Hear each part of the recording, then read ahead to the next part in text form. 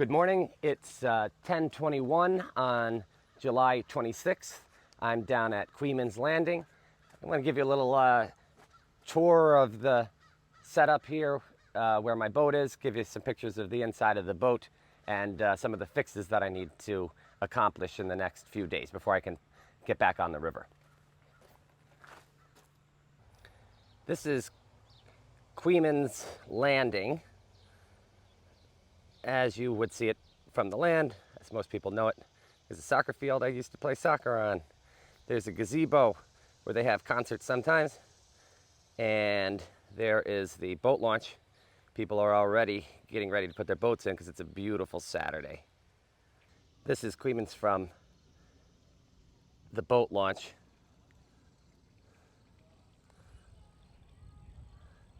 And up here we've got Yanni's Marina, or Yanni's restaurant. He's the Calamari King.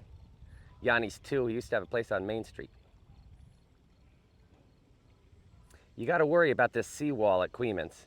It's not a seawall. It's just a gigantic line, sort of obstruction that goes the whole length, dividing the main channel from where the dock is. At high tide, you can't see it, and it seems like about once a year somebody runs aground on this thing.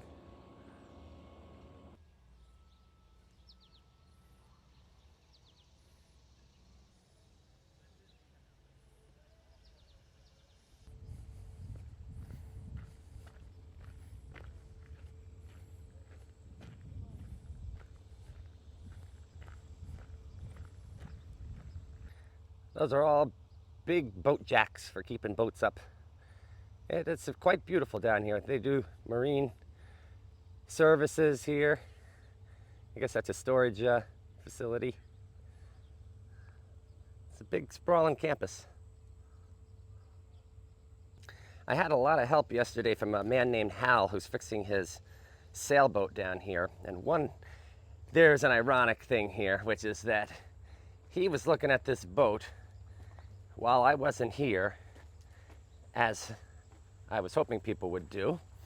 And he saw that the back of this boat is named Shinin' Times. Turns out he worked on this boat when the previous owner had it, and he worked on the trailer. How ironic is that? So Hal pointed out that as this boat was situated on the trailer yesterday, it was up much further, closer to this winch, and there was so much weight on the front of this trailer that it was actually bending this bar, bending the trailer. They call that the tongue weight. You're only supposed to have like 13% of your trailer's weight on the tongue versus on the wheels themselves at the back, which have a series of metal springs, basically. I mean, you don't want all your weight on the back either, or else you're going to fishtail when you're driving. But there's a lot of weight on this trailer, and it's probably maxed out. And I also have fixed this trailer since the tree fell on it last year. So a tree fell on the boat. That's what's kind of started the original center hull here being the main part of this boat, because it broke the top and all the windshield and everything that was beautiful on it. And it also bent the trailer, so I had to kind of take it the front part and put it back together again. And nothing's ever as good after you do that. This is a lot of motor, and it's old. It's 65 horsepower. It weighs 222 pounds. It sits on the back of this transom here, which is the back bar of the boat. And basically it just vices in. But then there's also a couple of bolts, so to take it on and off you have to go inside, and somebody's got to be inside with a wrench and somebody's outside with a ratchet. It's also got a propeller that's got a pitch, or the angle of the propeller. It kind of controls, or you should pair it with what you're trying to do with your boat. So this had been a planing boat, which means that the front would sort of lift out of the water to be hydrodynamic and get up to maybe 20 or 30 miles an hour. Now I have a displacement hull vessel. I'm not planing on this. I kind of want this to function almost like a barge. So what I need is a very flat pitched propeller. Maybe if this one here is like a pitch of 15 or something like that, I probably want more like 8 or 9, just to provide a forward moving force at a slow speed.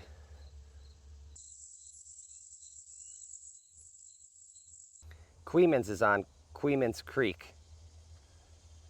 We're at low tide, very much at low tide right now. This would be up a lot more of this water. And there is a swan that you can just make out on that little tiny island. His name is Hudson. I've seen him every day I've been here. Normally he comes right up to you. So here's kind of the back. I don't want to get too far on the back now that we've put the weight on the back, or I don't have it winched down or anything. I don't want to lift up the trailer as like a teeter-totter. But you know, this is the inside of the cabin right now. I got to clean that up. I'll have to take some externals like saddlebags or something so I can store some of this stuff outside. I want to take the gas tanks out of the bottom, which are in there, spray paint them, and actually put them on the back of the boat. They can be spray painted if they're not portable spray gas tanks. And I gotta organize this. When I open that up, because the gas tanks aren't there, I can move a lot of these batteries, and this is the charging system, and kind of get this all set up in a way that's not all entangled, and you know, open up this cabin so I have just a lot of space, while also figuring out if there's anything at all I can sort of take off to save weight.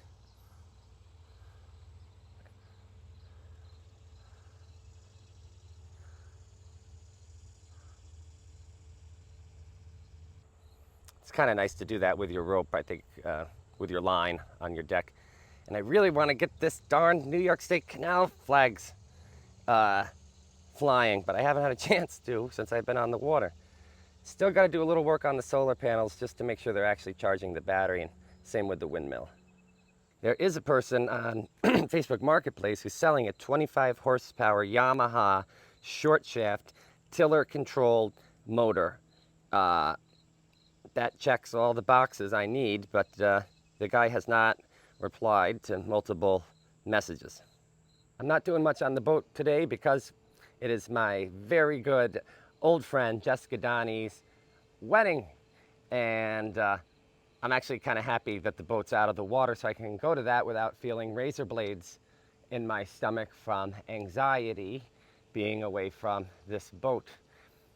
So tomorrow I'll do some work on it, and like I said, I'm not really trying to do much in terms of announcing a schedule because everything is contingent upon 10 other things. But with any luck here, we'll get this in the water next week by hook or by crook, as my grandmother would say.